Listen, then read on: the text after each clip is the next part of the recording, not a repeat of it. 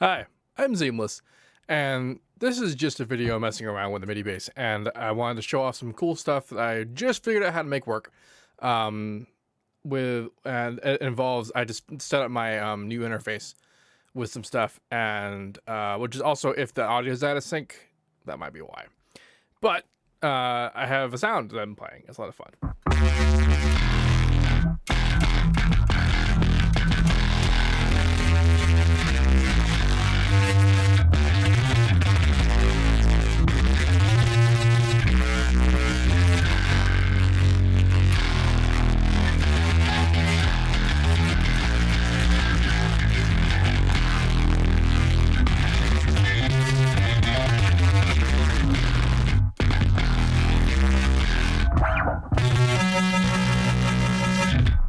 So, if you've been following the escapades of this bass in the past, you might have noticed a couple of changes to things, one of which being that I'm actually playing normally with my fingers, as opposed to doing the sort of the plucking business, which I was doing for the express purpose of trying to minimize as much inefficiency as possible in the realm of what strings I touch.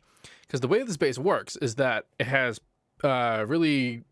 has piezo pickups up here that are tied into the internal electronics that determines what a MIDI note on message is. It's basically when it detects movement on the piezo. So this means that if I were to do something like a normal finger movement business where I'm like playing this string, notice that there's a lot of movement going on the lower string, and that's because when I hit the string, I play through it and I hit the bottom string. So what the bass interprets this as is a note on this string and also a note on that string, and there can be some problems with this. However, this version of the bass, this version of the bass's breakout box actually allows you to route the piezo pickup signals independently, and that's actually what we're looking at right now in FL. If we check out up in the mixer, I have 4 different tracks. They're labeled E, A, D, and G. There's E, there's A, there's D, and there's G and D, because whenever I hit it, you see it moving through, and that's basically what's happening. And then below that is this patcher I have set up with 4 different harmers, and I'm basically running.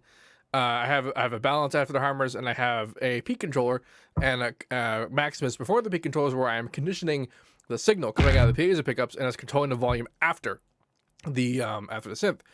And I really wanted to avoid doing this multiple synth, like in one synth per string kind of approach to the MIDI. A lot of MIDI guitar solutions, bass or otherwise, use this kind of idea where it's just like, you can have one thing be controlled by the entire guitar, but it's actually way better for it to be one string, one synth. And this is one of those examples of why this works. And while I was trying really hard to avoid doing this actually is just way better. What I have, the MIDI signal setup I have coming out of here is that not only am I doing one string of synth, but I'm doing that. And the way that I'm doing that is that normally this will all come out as like all the frets, all the notes, whatever, is just coming out one MIDI channel, and then that's just triggering everything. And I have this set out in a mode called Poly 4L. And what this is doing is that each string is a separate MIDI channel. And then inside Patcher, I have this VFX color mapper, which maps individually the 4 MIDI channels to 4 separate outs. And then those are 4 separate plugins and 4 separate everything. And it's all super good. And the reason why this is good is because I haven't eliminated the bumping, this business. Meaning that like this note is definitely still being triggered. The thing is though, is that because I have the volume behavior mapped directly onto the volume of the synths, it doesn't matter, because for the same reasons why it doesn't matter on a real bass guitar. Well, on a just purely regular bass guitar bass tone, because when you're hitting that string, while you are hitting it, it's happening so fast and basically muted that you're not getting that notes. It's not being imparted onto the actual tone, and then whatever note that you're holding is actually holding out. And the important part, the fact that this is on the poly setting, because if it were on the mono setting, what would happen is that while all this is true, it would actually still choke off this note when this string got hit, because it was saying it's mono, and it has to turn off that one signal. So with the poly mode, I can have all 4 strings happening all at once, and then even if this guy does get some action on it, you can kind of see when the piezo gets triggered. When I play the A string, you can see the action on the E string. Same thing when I do D and A and G and D. The string below it also gets the activity.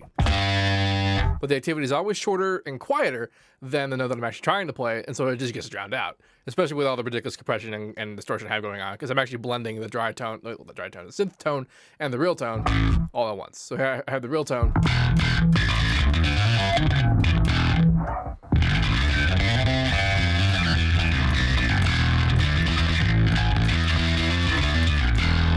And then I have the synth tone.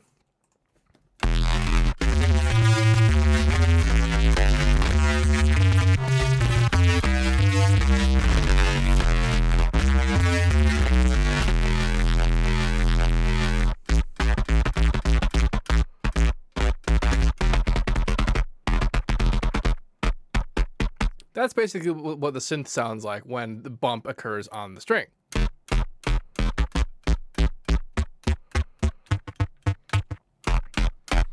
It is there, it's present, but it's not loud enough or long enough to interfere with whatever note I am actually trying to play.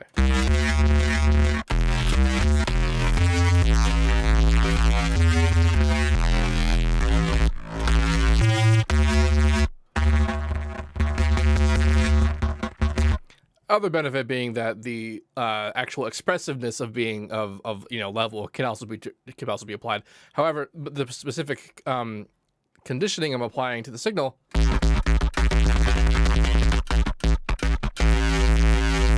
means there's not really a lot of that. I just kind of want it to be on when it's on and off when it's off, and not much else in between.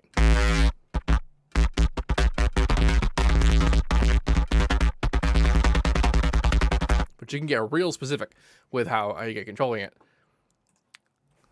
Some weirdness happens because while the piezo pickups are individual per string, there is a little bit of bleed in between them. And also because it's all on the same instrument, whenever there's percussive force on one of them, it's going to translate to the other guys.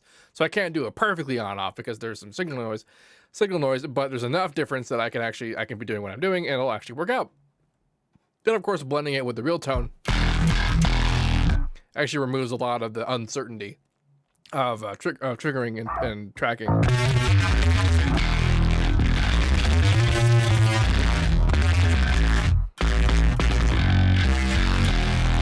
And also when I screw up, I can choke the strings, and while normally anyway, because that's how it reads note on and off, it would read that, but I don't have to worry about the precision the precision too much because the string's actual vibrations are being mapped directly to the volume of the string of the synth that's on the string. So that means that it's on when it's on, and it's off when it's off, and nothing in between.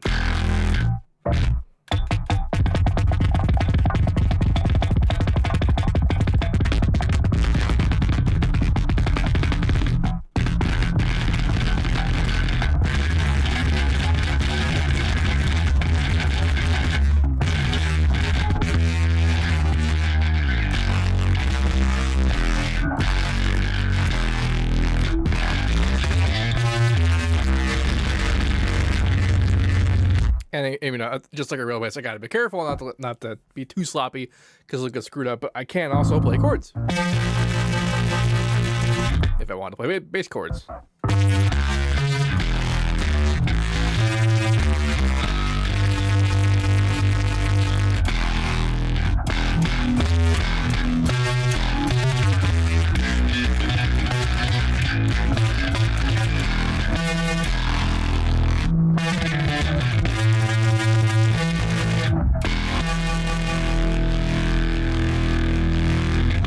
Lots of fun. I really, really like this thing. It's just the coolest. And I wanted to share some coolness. And I hope that you enjoyed this coolness. If you have any questions about this, please let me know. And as usual, have a nice day.